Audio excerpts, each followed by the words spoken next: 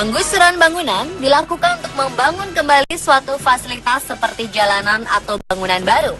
Namun ada saja segelintir orang yang menolak jika rumah yang telah lama dihuninya akan digusur, walaupun akan dibayar dengan imbalan yang setimpal. Kenangan menghabiskan waktu bersama keluarga di rumah yang telah lama ditempati memang menjadi salah satu faktornya. Meski begitu, beberapa pemilik rumah lainnya rela asal dengan uang kompensasi atau bayaran yang setimpal bersedia rumahnya digusur. Sebuah rumah paku atau nail house adalah istilah baru di Tiongkok untuk hunian milik orang-orang yang menolak memberikan ruang bagi pembangunan. Istilah baru tersebut diciptakan oleh para pengembang, mengacu pada paku yang terjebak dalam kayu dan tidak dapat dibongkar paksa dengan palu. Bahkan rumah-rumah ini terpaksa harus berdiri di tempat yang tidak layak dan juga sangat rentan akan bahaya. Bahaya yang kemungkinan terjadi itu seperti tertabrak mobil, pesawat, bahkan tidak memiliki saluran air dan pencahayaan yang kurang. Simak cerita lengkapnya yang telah on the spot rangkum ke dalam 7 rumah kebal digusur.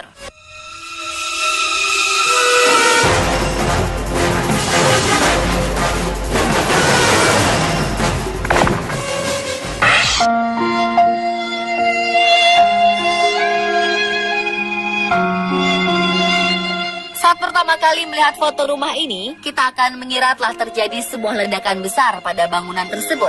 Kenyataannya ini adalah sebuah bangunan tempat tinggal di Yichang, Tiongkok yang pemiliknya menolak untuk pindah. Alasannya, karena jumlah kompensasi yang diberikan pemerintah untuknya tidak sampai menuju kesepakatan.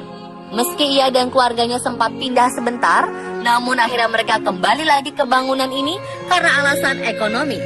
Untuk keperluan air, terpaksa mereka harus mengambil dari sungai yang jaraknya lebih dari 1 kilometer. Sedangkan untuk lampu, mereka menggunakan lilin atau lampu darurat.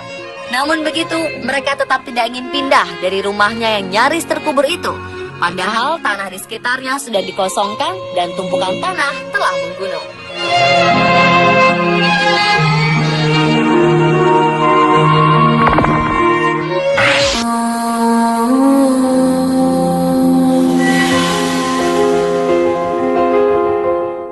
Tiongkok ini menolak saat tempat tinggalnya akan dihancurkan dengan bulldozer.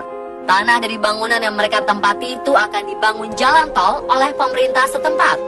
Akhirnya jalan tol itu tetap dibangun tanpa menggusur bangunan tersebut. Maka sebagian jalan tol itu harus melewati bawah bangunan tersebut layaknya sebuah terowongan. Hal ini telah tersebar di internet dan para netizen memberi julukan pada rumah tersebut with a 360-degree road view. Ya, jalan tol itu kini memang terlihat seperti membentuk sebuah lingkaran.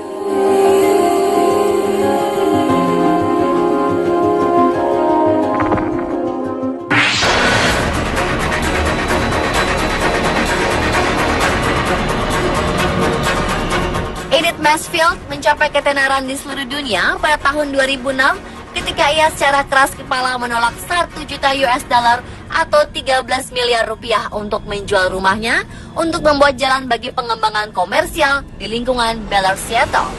Dalam prosesnya, ia menjadi seorang pahlawan di mata rakyat. Namun proyek 5 lantai dibangun di sekeliling rumah pertaniannya yang berusia 108 tahun tersebut, di mana ia meninggal pada usia 86 tahun. Setelah kematiannya, terungkap bahwa Mansfield mewariskan rumahnya untuk seorang pengawas konstruksi bangunan baru tersebut yang bernama Barry Martin, karena rasa senangnya atas persahabatan yang telah Barry tunjukkan kepadanya selama konstruksi. Pada bulan Juli 2009, Barry Martin menjual rumah itu kepada Greg Pineo sebesar 310.000 US dollar atau 4 miliar rupiah. Greg Pineo pun berniat untuk menggunakan rumah tersebut sebagai kantor untuk menjalankan firma real estate-nya.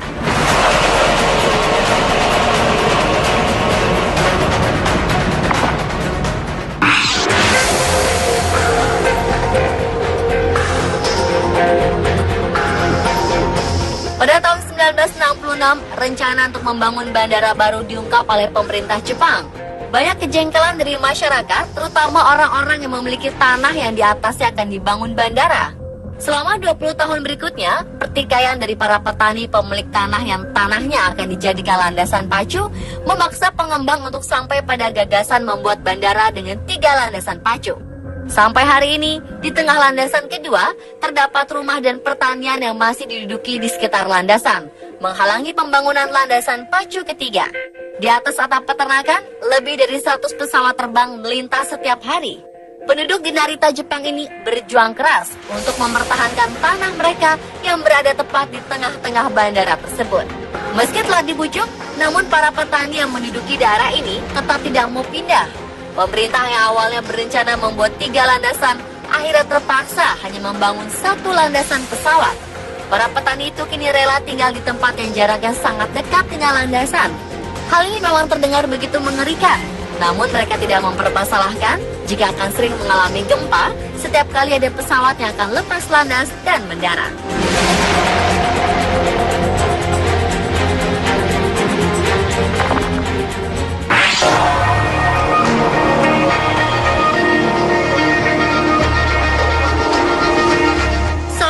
Rumahnya jatuh dari tebing setelah terkena erosi pantai, menolak kompensasi untuk meninggalkan rumahnya tersebut.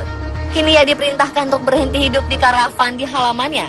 Nenek bernama Brayoni Niaropriding tersebut terpaksa tinggal di karavan di luar rumahnya karena tak mau meninggalkan rumah yang telah dihuninya selama ini. Ia menyaksikan air pasang perlahan memakan jalan melalui taman sebelum akhirnya rumah pantainya di Harrisburg, Norfolk hancur. Ia kini harus tetap teguh mempertahankan rumah karavannya setelah dewan setempat mengaku ia tidak memiliki izin untuk tinggal di rumah mobil tersebut. Ibu 3 orang anak ini sangat membutuhkan izin perencanaan sementara untuk tinggal di karavan selama 2 tahun sampai ia mampu membeli rumah baru.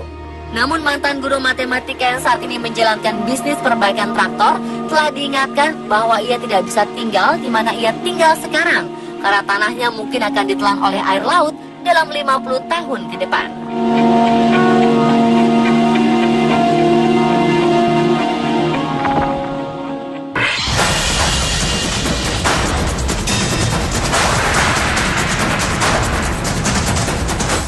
Hall Farm adalah sebuah lahan pertanian dan peternakan abad ke-18 di Windy Hill.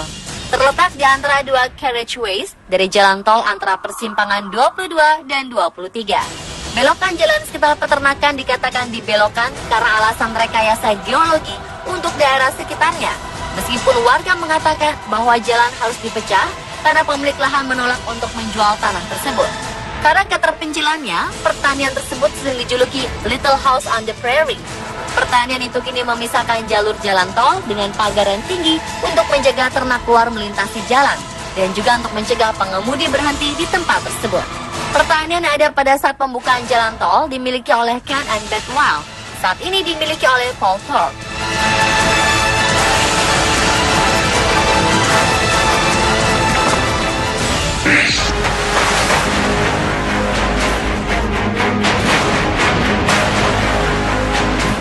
Seorang pemilik rumah di Nanning, Tiongkok Selatan enggan merelakan rumah semata wayangnya direlokasi oleh pengembang perumahan selama hampir 1 dekade. Bahkan rumah yang dijuluki sebagai Nail House itu kini terpampang di tengah jalan kawasan pembangunan. Walaupun pihak pembangunan akan membayar kompensasi bagi pemilik rumah, tapi ia tetap tak mau menerimanya. Padahal para tetangganya sudah pindah untuk mencari tempat tinggal yang baru. Sesuai hukum di Tiongkok, jika ingin menghancurkan rumah, harus sesuai kesepakatan kedua pihak. Jika tidak, aksi tersebut bisa dikatakan sebagai tindak ilegal.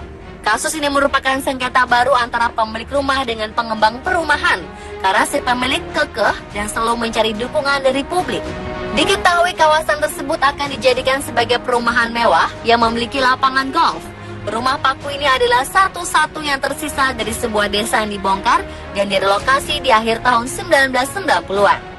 Warga sekitar bahkan mempertanyakan mengapa rumah tersebut tidak bisa dibongkar.